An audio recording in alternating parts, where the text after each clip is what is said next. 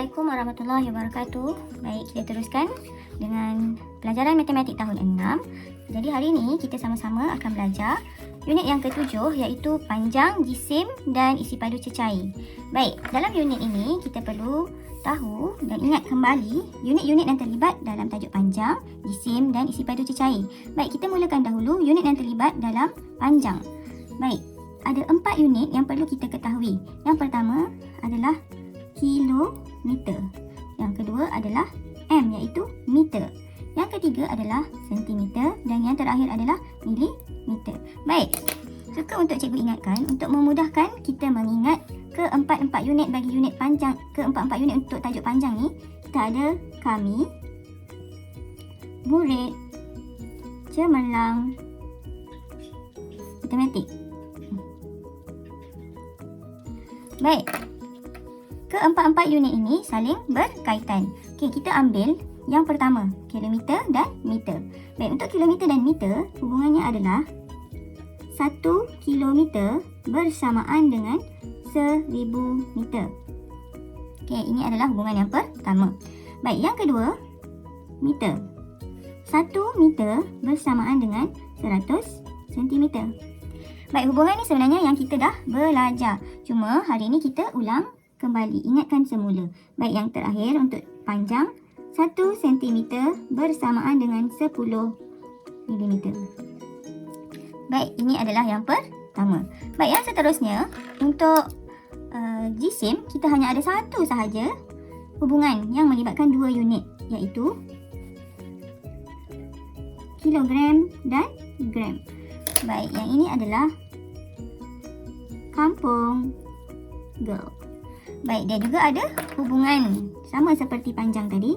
So, hubungan yang ini adalah 1 kilogram bersamaan dengan 1000 gram. Dan ini sahaja unit yang perlu kita tahu untuk jisim. Dan yang terakhir, untuk isi padu cecair, ada 2 unit sahaja, iaitu liter dan mililiter. Yang mana kita nak ingat, kita ada lelaki Melayu. So, hubungan untuk 2 unit ini adalah 1 liter bersamaan dengan 1000 mililiter. Baiklah, seterusnya untuk menukar unit ataupun untuk menjawab soalan-soalan yang mempunyai lebih daripada 1 unit, kita boleh menggunakan jadual T. Okey, seperti yang kita telah belajar, jadual T mengikut setiap hubungan ini adalah berbeza. Okey, sebagai contoh, kita lihat dahulu hubungan unit panjang, iaitu hubungan yang pertama, iaitu kilometer dan meter. Okey, 1 kilometer bersamaan dengan 1000 meter. So, ada 3 sifar. So, ini adalah jadual T yang cikgu buat tadi dan ada 3 sifar. So, cikgu buat 3 ruang di sini. 1, 2 dan 3. Dan kemudian kita tuliskan unitnya, iaitu sini kilometer, sini adalah meter. 1 kilometer bersamaan dengan 1000 meter. Ini adalah jadual T untuk hubungan kami murid. Maksudnya 1 kilometer bersamaan dengan 1000 meter. Okey, kita pergi dahulu hubungan yang kedua. Baik, murid cemerlang. Murid cemerlang 1 meter bersamaan dengan 100 cm. Jadi kat sini ada berapa sifar? 2. Jadi kita buat jadual T yang kedua ni. Jadual T. So, disebabkan dia ada 2 sifar, so kita ada 2 ruang kat sini. Meter dan sentimeter. 1 meter bersama dengan 100 cm. Baik, hubungan unit panjang yang seterusnya, cm dan mm. 1 cm bersamaan dengan 10 mm. Cemerlang matematik ni. Alright, so dia ada 1 sifar. Jadi, kita buat jadual T dia dahulu. So, bila ada 1 sifar, maksudnya dia ada 1 ruang sahaja. Baik, kita tuliskan unitnya. Sentimeter dan milimeter. So, hubungan ni adalah 1 cm bersamaan dengan 10 mm. Baik, untuk jisim dan isi padu cecair, hubungannya adalah sama seperti 1 kilometer bersamaan dengan 1000 meter. 1 kilogram bersamaan dengan 1000 gram. 1 liter bersamaan dengan 1000 mililiter. Maksudnya, dia punya jadual T adalah sama seperti kilometer dan meter. So, kita sediakan jadual T dahulu.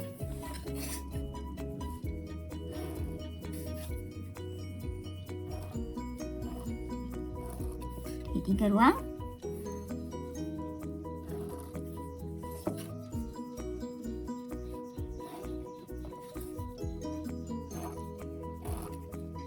Tiga ruang. Kenapa ada 3 ruang? Sebab ada 3 sifar pada 1000. Okey, yang ini adalah unit kilogram dan gram. 1 kilogram bersamaan dengan 1000 gram. Untuk isi padu cecair, liter dan mililiter. Ingat, 1 liter bersamaan dengan 1000 mililiter. Jadi, jadual T ini kita boleh gunakan untuk menukar unit. Kita boleh gunakan untuk menjawab soalan operasi tambah, tolak, darab atau bahagi yang melibatkan lebih daripada 1 unit. Baiklah, jika ukuran melibatkan pecahan, sebagai contoh 31/45 meter ataupun contoh yang kedua 11/1/8 kilogram dan 48 3/10 liter.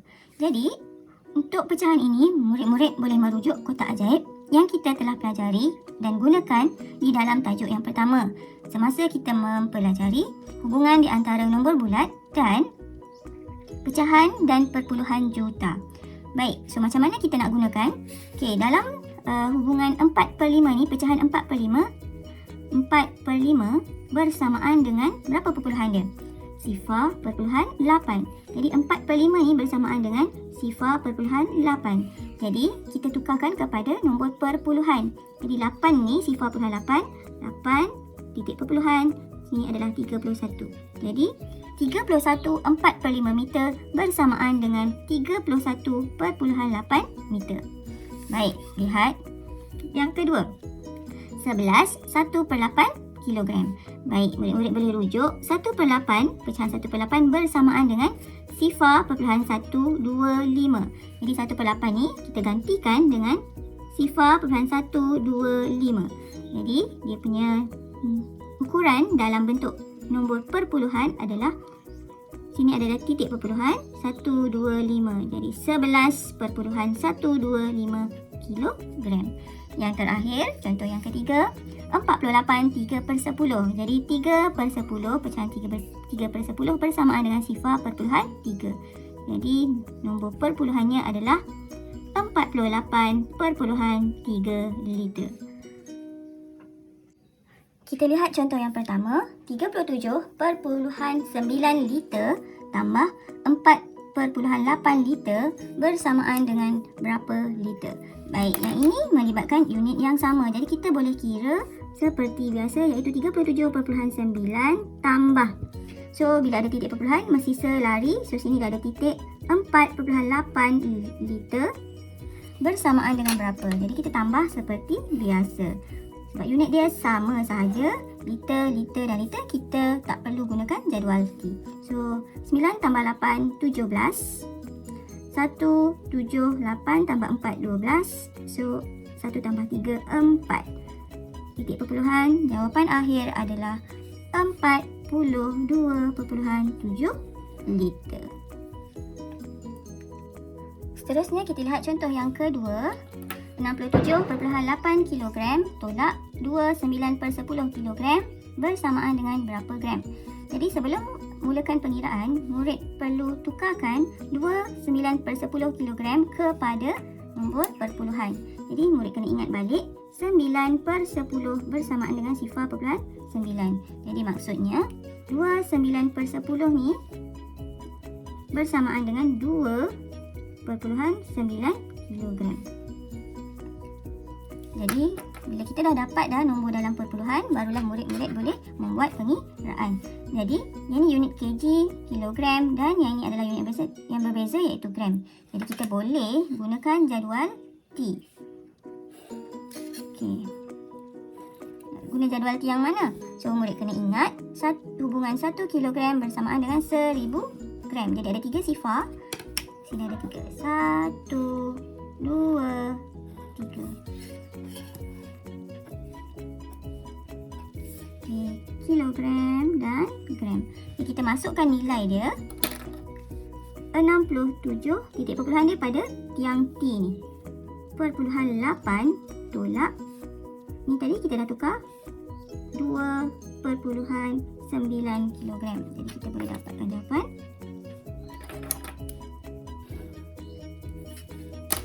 Okey, di ruang yang kosong ni mudah saja. Kita letak saja sifar. So, sifar tolak sifar, sifar, sifar, sifar, sifar. 8 tolak 9. Jadi, kita dalam sini kumpulkan semula. 18 tolak 9, 9.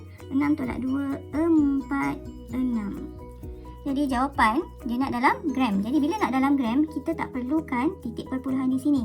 Jadi, kita terus salin terus jawapan. Sifar, sifar, 9, 4, 6. Jawapan dia 64,900 gram. Ataupun kalau diminta soalan tu dalam kilogram, kita letakkan saja titik di sini, dapat jawapan 64.9 kg. Kalau dalam gram tadi, kita tak perlukan titik, so kita salin saja digit dia, sifar-sifar 946.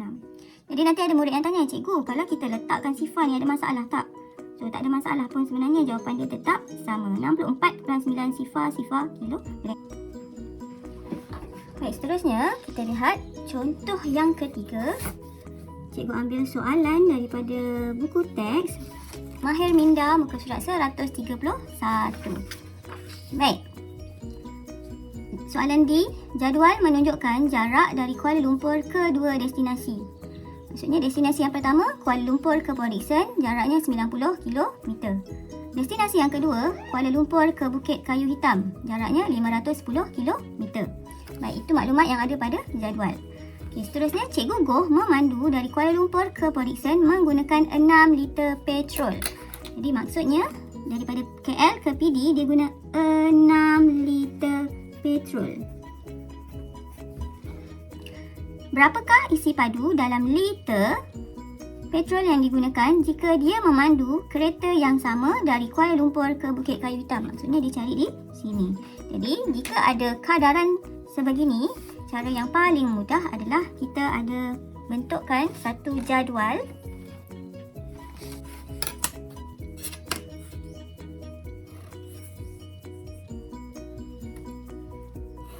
Okey, ada jadual T kat sini. So, dia punya yang kita cari tadi adalah untuk 510 km. So, yang kita cari tu letak di sebelah atas. 510, yang ni adalah jarak. Yang ni adalah petrol. So, jarak yang kita cari adalah untuk 510 km. Dan maklumat yang telah kita ketahui adalah jarak KL ke PD 90 km menggunakan 6 liter petrol. Jadi, macam mana kita nak dapatkan berapakah liter petrol yang digunakan? So, bersamaan dengan ambil jarak 510 per dengan 90 didarabkan dengan 6 liter. So, bersamaan.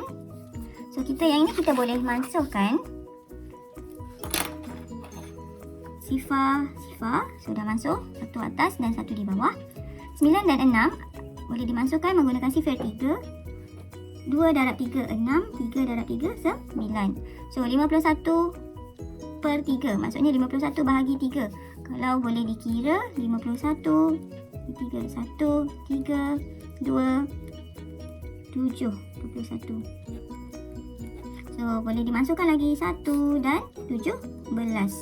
So, yang sekarang yang tinggal 17 darab 2. So, 17 darab 2 bersamaan dengan 34. So, jawapan akhir adalah 34 liter. Jadi, kita boleh masukkan nilai dia 510 km bersamaan dengan 34 liter petrol yang Cikgu Goh gunakan. Itu sahaja untuk hari ini. Sekian, terima kasih. Semoga bermanfaat.